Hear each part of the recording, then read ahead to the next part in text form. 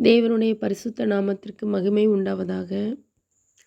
தேவன் தன்னை யாருக்கு வெளிப்படுத்த சித்தமாயிருக்கிறாரோ அவருக்கு தன்னை வெளிப்படுத்துகிறார்.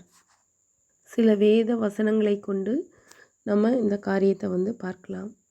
இயேசுவின் தாயாகிய மரியாளிடத்து தேவதூதர் இவ்வாறு கூறுகிறார்.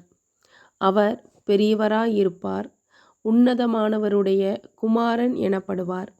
கர்த்தராகிய தேவன் அவருடைய பிதாவாகிய தாவீதின் சிங்காசனத்தை அவருக்கு கொடுப்பார். தேவதூதன் அவருடைய தாயாகிய மரியாளுக்கு அவர் பெரியவராயிருப்பார் அப்படின்னு சொல்கிறாங்க. பெரியவராயிருப்பார்னா அவர் தான் பிதா. அப்புறம் உன்னதமானவருடைய குமாரன் எனப்படுவார். அவர் பூமியில் குமாரன் என்று அழைக்கப்படுவார். அப்புறம் கர்த்தராகிய தேவன் அவருடைய பிதாவாகிய தாவீதின் சிங்காசனத்தை அவருக்கு கொடுப்பார். அதாவது அவருடைய வருகையில் இரண்டாம் வருகையில் அவர் பூமியை அரசாட்சி செய்வார். அப்படிங்கிற இந்த 3 காரியத்தையும் அவங்க அம்மாவுக்கு தேவதூதன் மூலம் இந்த காரியங்கள் வெளிப்படுத்தப்படுது. அதன் பிறகு ஆடு மேய்க்கிற மேய்ப்பர்களுக்கு அவர் பிறந்த செய்தி அறிவிக்கப்படுகிறது. இன்று கர்த்தராகிய கிறிஸ்து என்னும் இரட்சகர் உங்களுக்கு தாவீதின் ஊரிலே பிறந்திருக்கிறார். மேய்ப்பர்களுக்கு இரட்சகர் பிறந்திருக்கிறார் என்று தேவதூதன் கூறுகிறார். அதன் பிறகு சிமியோன் என்று பெயர் கொண்ட ஒரு மனுஷன் எருசலேமில் அவர் இருக்கிறார். அவருக்கு தேவன் நீ கிறிஸ்துவை காணும் முன்னே மரணமடைய மாட்டாய் அப்படின்னு பரிசுத்த ஆவியினாலே அவருக்கு அறிவிக்கப்பட்டு இருக்கிறது. அதனால் அவர் அந்த பரிசுத்த ஆவியின் ஏவுதலினால் அவர் தேவாலயத்துக்கு அமர்ந்திருக்கிறார். அப்போது இயேசுவின் தாயாகிய மரியாளும் யோசேப்பும் தேவாலயத்துக்கு வர்றாங்க.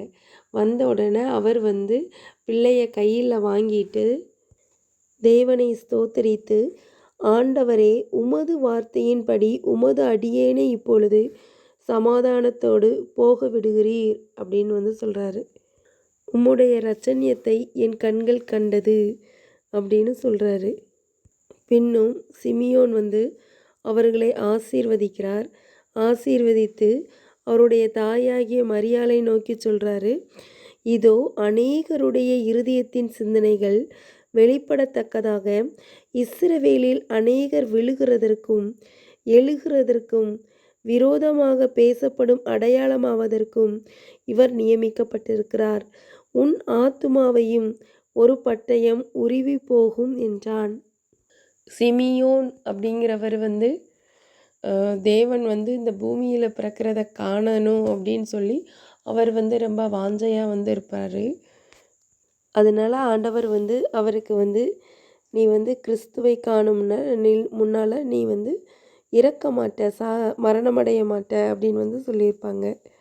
அதனால் அவர் பரிசுத்த ஆவியின் ஏவுதலினால் ஆலயத்துக்கு போய் அங்கே இயேசு கிறிஸ்துவை கையில் வாங்கி இரட்சணியத்தை என் கண்கள் கண்டது அப்படின்னு சொல்லி அந்த குழந்தை எப்படிப்பட்டது அப்படின்னு அவங்க தந்தைக்கும் தாய்க்கும் அவர் அறிவிக்கிறார்.